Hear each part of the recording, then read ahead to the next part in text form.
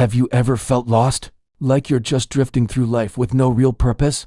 That was me, Lucas. A few years ago, I was stuck. Every day felt the same, a gray, monotonous blur. I'd finished school, but I had no idea what I wanted to do next. My friends were moving on, starting careers, building lives, and I was just there. I felt invisible, left behind by a world that seemed to have a plan for everyone but me. I spent my days scrolling through social media, watching other people's highlight reels, which only made me feel worse. It was a vicious cycle. The more I compared my life to theirs, the deeper I sank into this feeling of emptiness. I tried different hobbies, but nothing stuck. I'd start something with a flicker of excitement, only to lose interest a week later. It felt like I was searching for a spark in the dark, but I couldn't even find a match. The motivation just wasn't there. I was going through the motions, a ghost in my own life.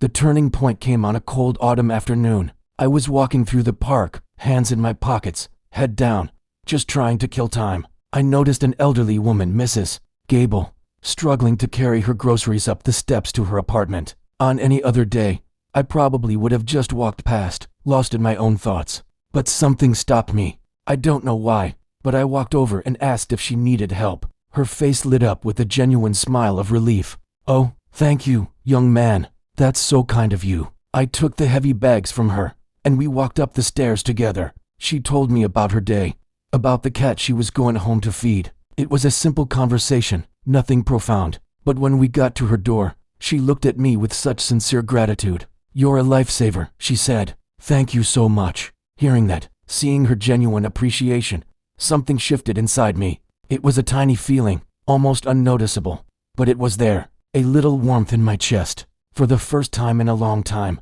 I felt useful. I felt like I had made a small, positive difference in someone's day. It wasn't a huge achievement, but it was real. That night, instead of my usual aimless scrolling, I thought about that moment. How could such a small act of kindness make me feel so much better than anything else I had tried? I decided to experiment. The next day, I made a conscious effort to look for small ways to help.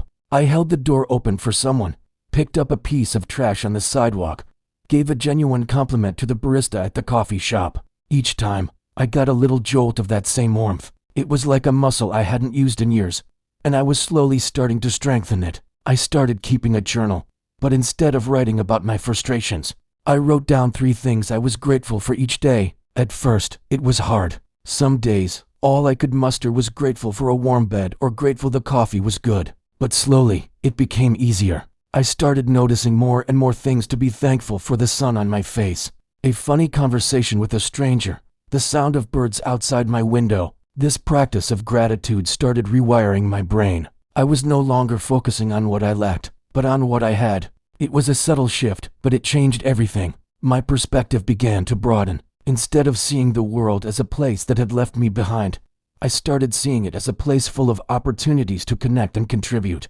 My small acts of kindness started to grow. I saw a flyer for the local community center. They needed volunteers for their after-school program, helping kids with their homework. The old me would have walked right past it, but the new me, fueled by the strange new sense of purpose, decided to sign up. Walking into that community center for the first time was terrifying. I was full of self-doubt. What could I possibly offer these kids? I'm not a teacher. I'm just a me. But then I met them, a group of rowdy, energetic, and incredibly bright kids. They didn't care about my resume or my life plan. They just needed someone to sit with them, to help them sound out a difficult word, or to explain a math problem in a new way. I started spending my afternoons there, and it became the highlight of my week. I helped a little girl named Mia finally understand fractions, and the look of triumph on her face was more rewarding than any paycheck I could have earned. I played basketball with a group of boys and listened to their dreams of becoming professional athletes.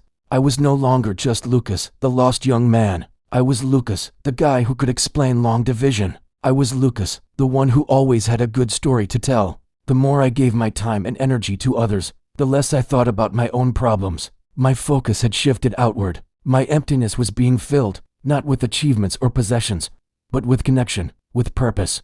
I was part of something bigger than myself. The community center became my community. The people there, the staff, the other volunteers, the kids, they became my friends. One day, the center's director, a wonderful woman named Sarah, pulled me aside. "Lucas," she said, "I've seen such a change in you since you first started. You have a real gift for connecting with these kids. Have you ever thought about doing this for a living? Maybe in social work or youth counseling. Her words hit me like a lightning bolt. A career, a path. For the first time, a future I could actually be excited about started to form in my mind. It wasn't about fame or fortune. It was about continuing to do what I had discovered I loved, helping people. That conversation set me on a new trajectory. I enrolled in community college, taking night classes in social work. It was hard, juggling volunteering with my studies, but it didn't feel like a chore. It felt right. Every paper I wrote, every class one attended, was another step towards a future where I could make a real, lasting impact.